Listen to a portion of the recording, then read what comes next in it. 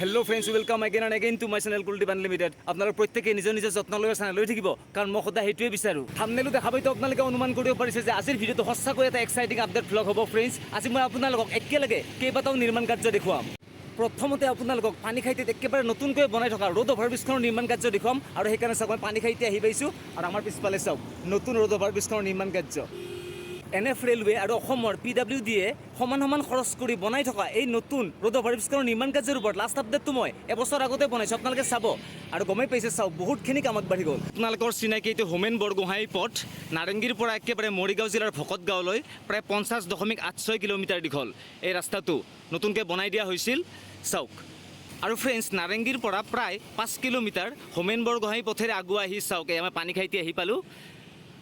আপোনালোকৰ চিনাকি ৰাস্তাটো, কিন্তু তাৰে আগতে মই চাওক আপোনালোক ভালকৈ দেখুৱাই দিওঁ নতুন ৰোড অভাৰ ব্ৰিজখনৰ নিৰ্মাণ কাৰ্য। চাওক বহুত কাম আগবাঢ়ি গ'ল, আৰু এয়া আপোনালোকে পশ্চিম ফালৰ পৰা চাই আছে ষ্টাৰ্টিং পইণ্ট।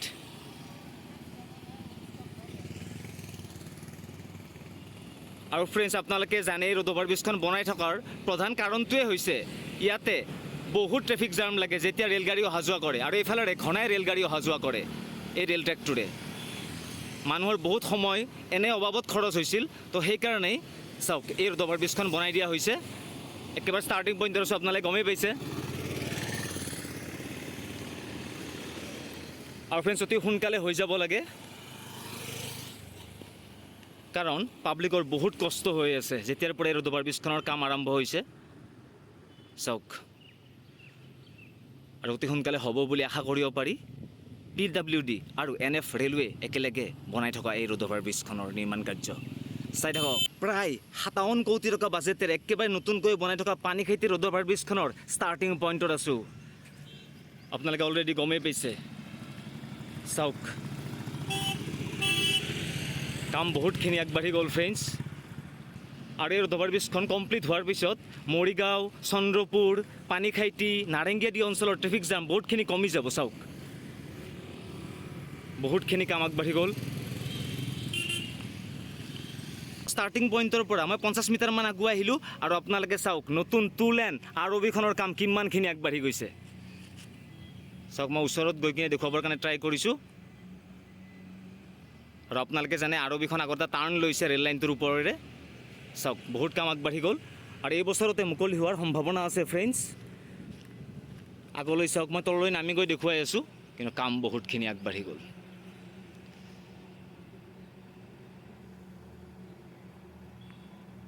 এতিয়া তলৰ পৰাই দেখুৱাবৰ কাৰণে ট্ৰাই কৰিম, আৰু বেলেগ বেলেগ নিৰ্মাণ কাৰ্যও আছে। আহক আহক, কিমানখিনি কাম আগবাঢ়ি গ'ল তলৰ পৰা চাওক আপোনালোকে, আৰু অতি সোনকালে হৈ যাব লাগে। চাওক, আৰু আমাৰ সন্মুখত সেইখন পানীখাইটি আৰক্ষী চকীখন।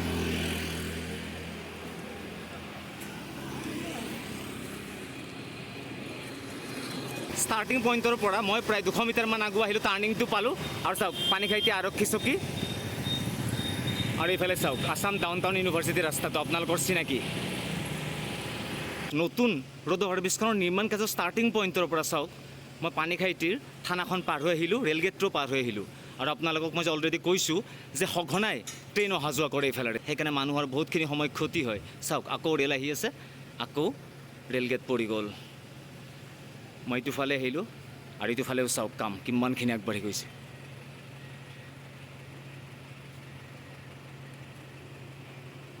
মই এণ্ডিং পইণ্টলৈ লৈ যাই আছোঁ আপোনালোক, এতিয়া চাই থাকক ভিডিঅ'টো। বহুত দৰকাৰী সেই নতুন ৰোড অভাৰ ব্ৰিজখন অতি সোনকালে হৈ যাওক, আৰু সেইকাৰণে মই নতুনকৈ ভিডিঅ'টো লৈছোঁ আপোনালোকৰ কাৰণে। ষ্টাৰ্টিঙৰ পৰা মই ভিডিঅ' বনাই আছোঁ ফ্ৰেণ্ডছ। আজিৰ ভিডিঅ'টো প্ৰায় 4 নম্বৰ আপডেট ভিডিঅ' হ'ব। চাওক, আৰু মই এইফালৰ পৰা আপোনালোক এণ্ডিং পইণ্টটো দেখুৱাই আছোঁ। ৰাস্তাৰেও মই গৈ আছোঁ ফ্ৰেণ্ডছ। চাওক এণ্ডিং পইণ্টটো।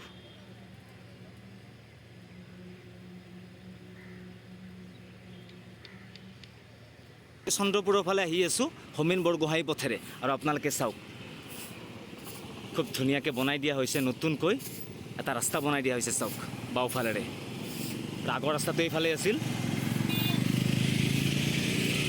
চন্দ্ৰপুৰ ববিতৰা যাব পৰা ৰাস্তাটো, কিন্তু বাওঁফালৰে এটা নতুনকৈ বনাই দিয়া হৈছে খুব ধুনীয়াকৈ। মই এণ্ডিং পইণ্টৰ ফালে আহি আছোঁ। এইখিনি এণ্ডিং পইণ্টৰ নিৰ্মাণ কাৰ্য একদম নতুন চাওক কাম চলি আছে ওচৰত গৈ দেখুৱাই আছোঁ একদম এণ্ডিং পইণ্টলৈ গৈ আছোঁ চাই থাকিব ভাইসকলে খুব কষ্ট কৰি কাম কৰি আছে আৰু মই যে আপোনালোক দেখুৱাইছিলোঁ তলৰ ৰাস্তাটো এইটো ফালে হৈ আছে চাওক এইফালেৰে এইখিনিত বহুত বহলকৈ বনোৱা হ'ব ৰাস্তাটো নিশ্চয় দেখা পাইছে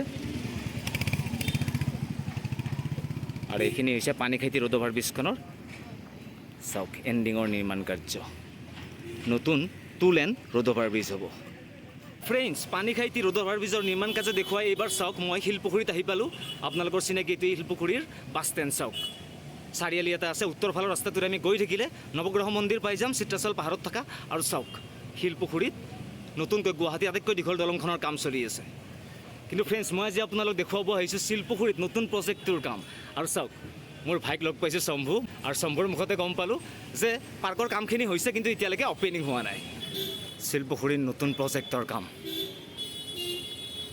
আপোনালোকে গমেই পাইছে প্ৰজেক্টটো হৈছে কিন্তু এতিয়ালৈকে অপেনিং হোৱা নাই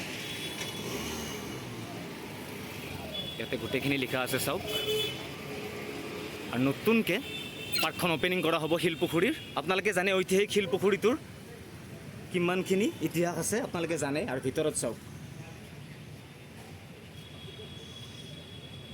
খুব ধুনীয়াকৈ বনোৱা হৈছে আৰু ফ্ৰেণ্ডছ আপোনালোকে জানি ভাল পাব যে 90 লাখ টকাৰ এইটো প্ৰজেক্ট নতুনকৈ শিলপুখুৰীত আহিছে কিন্তু চাওক অলপমান মেইনটেনেঞ্চৰ অভাৱ হৈ আছে মানে বহুত গছৰ পাত তাত পৰি আছে কিন্তু অতি সোনকালে অপেনিং হৈ গ'লে ধুনীয়া হৈ পৰিব পাৰ্কখন আৰু ফ্ৰেণ্ডছ আমাৰ সন্মুখত চাওক য়োগা চেণ্টাৰ মেডিটেশ্যন কৰিব পাৰে ইয়াতে মানুহে ৰাতিপুৱা আৰু চাওক ৰাতিপুৱা বহুতখিনি মানুহে আহে ৱাক কৰে ইয়াতে ৱাকিং ট্ৰেকো আছে খুব ধুনীয়া লাইটিঙো আছে